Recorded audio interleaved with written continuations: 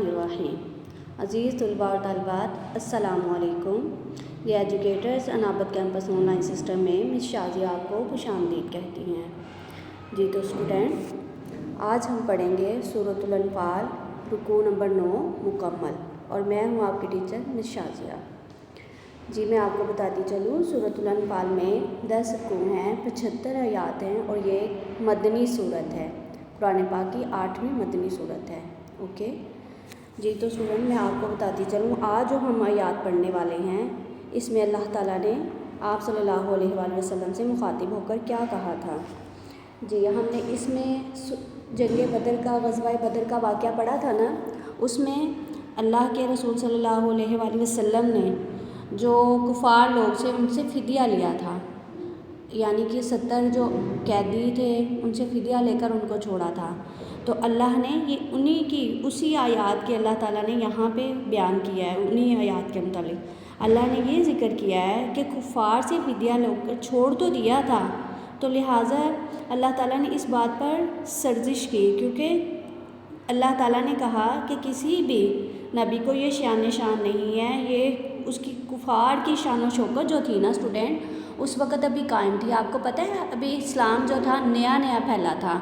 कुफ़ार जो थे बहुत अकड़ते थे, वो शान व शौकत से रहते थे, तो उनकी शान व शौकत जो थी ना वो कायम थी। तो लिहाजा अल्लाह ताला की भी ये मंशा थी कि कुफ़ार को कत्ल किया जाए, ताकि कुफ़ार का गलबा और शान व शौकत जो है वो टूट जाए।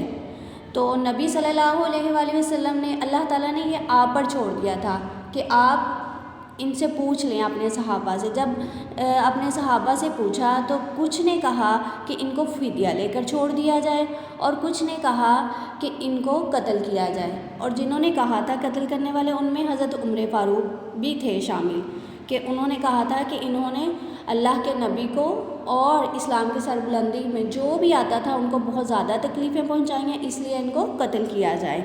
तो जब अल्लाह ताला ने फिर ये कहा था कि जब इस्लाम फैल गया, सूरह मोहम्मद में है ये आयत नंबर 4 में, कि अल्लाह ताला ने कहा जो कैदी हैं उनसे फ़िदिया लिए बग़ैर भी आप उनको छोड़ सकते हो, क्योंकि उनकी शान व शौकत बिल्कुल ख़त्म हो चुकी है। चूँकि ग़ज़वा बदर में उनकी शान व शौकत कायम थी, तो अल्लाह ताला को ये बात जो थी वो पसंद न आई कि कुफ़ार को फ़िदिया लेकर छोड़ा जाए, बल्कि इनको मुसलमानों से मशवरा करके कत्ल कर दें। ज़्यादा मुसलमानों ने आप सल्लल्लाहु अलैहि वसल्लम को ये राय दी कि फ़िदिया लेकर छोड़ा जाए, कम मुसलमानों ने मशवरा दिया था कि कुफ़ार को कत्ल किया जाए। और ये इन बातों की बिना पर, क्योंकि अल्लाह ताला ने ये आप पर छोड़ा था, इसलिए फिर इसी के बारे में अल्लाह ताला ने बयान किया है।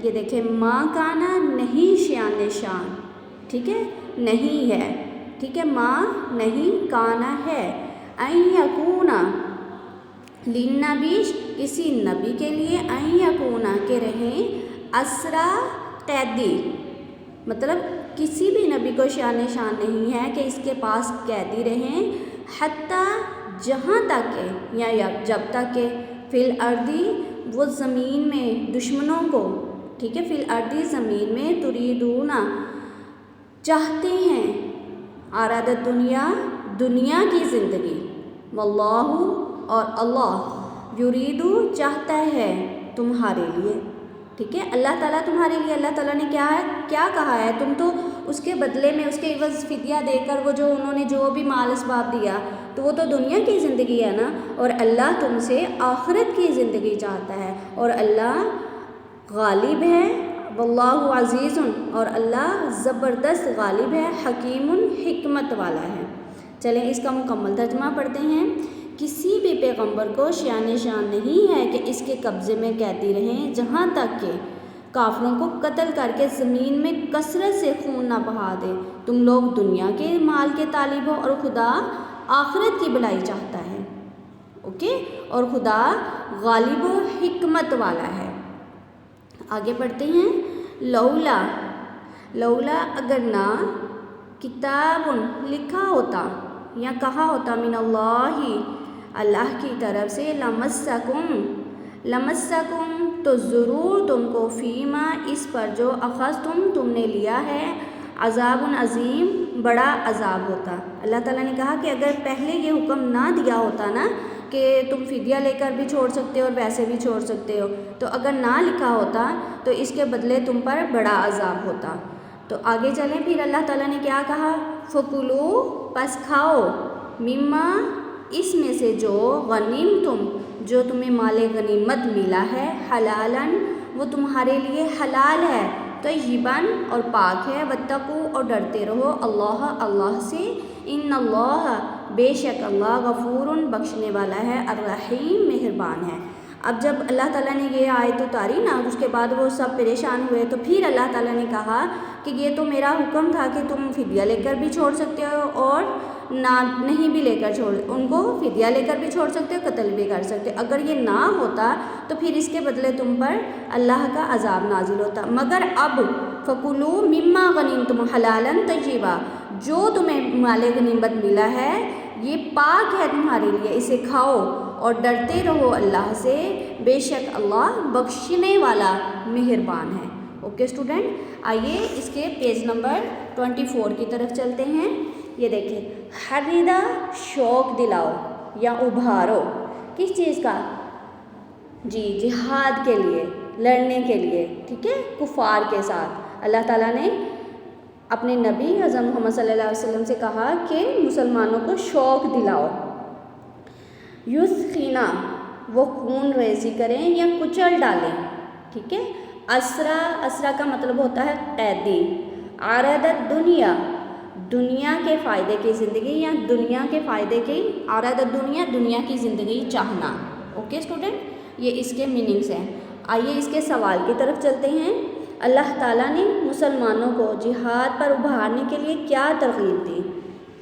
جی، اس کا آپ نے پیج نمبر 23 پہ آ جائیں، پہلی آیت ہے پیج نمبر 23 کی رکوع نمبر 9 کی، یا ایھا النبی حرض المؤمنین علی القتال ان یکن منکم 20 صابرون یغلبوا 200 وَإِن يَكُن مِّنكُم مِّائَةٌ يَغْلِبُوا أَلْفًا مِّنَ الَّذِينَ كَفَرُوا بِأَنَّهُمْ قَوْمٌ لَّا يَفْقَهُونَ۔ جی تو اسٹوڈنٹ، یہ اسی آیت کا جو ترجمہ ہے، اے نبی صلی اللہ علیہ وآلہ وسلم، مسلمانوں کو جہاد کی ترغیب دو، اگر تم میں سے، یہ دیکھیں یہاں پہ کتنا بڑا انعامات ہے مسلمانوں پر، اگر 20 آدمی ہیں تو وہ 200 کافروں پر غالب رہیں گے، اگر 100 ہیں تو 1000 پر غالب رہیں گے، اور یہ بات کافر لوگ بالکل بھی سمجھ نہیں سکتے۔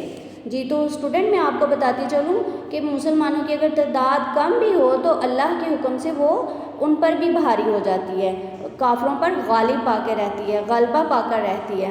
تو میں آپ کو یہ بھی بتاتی چلوں کہ جتنے بھی کفار ہوں گے ان سے اللہ تعالیٰ نے مسلمانوں سے یہی کہا ہے کہ ہر وقت مسلمانوں کو اس طرح سے، اس طریقے سے ابھارو جہاد کی تیاری کے لیے کہ ان کے گھوڑے بھی، ان کے استبل، گھوڑوں کے ساتھ استبل بھی ان کے، یہ جنگ میں یہ ساری چیزیں جو ہیں نا وہ آپ کے کام آئیں گی، اور ایسے تیار رہا کرو۔ اور جیسے کہ پہلے تو گھوڑے اور استبل ہی کام آتے تھے نا، اب جیسے جہاز ہیں، جنگی جہاز ہیں، ان کے رکنے کی جگہ ہے، یہ ساری چیزیں، یہ سارا کچھ اللہ تعالیٰ نے کہا ہے کہ مسلمانوں کو جب نئی ٹیکنالوجی آتی ہے اس کے مطابق مسلمانوں کو ہر چیز کے لیے تیار رہنا چاہیے۔ Okay student, I hope so کہ سب کو سمجھ آ گئی ہوگی۔ اپنا بہت سا خیال رکھیے گا، اور رکوع نمبر 9 جو ہے یہ مکمل یاد کر لیجیے گا، دعاؤں میں یاد رکھیے گا۔ اللہ حافظ۔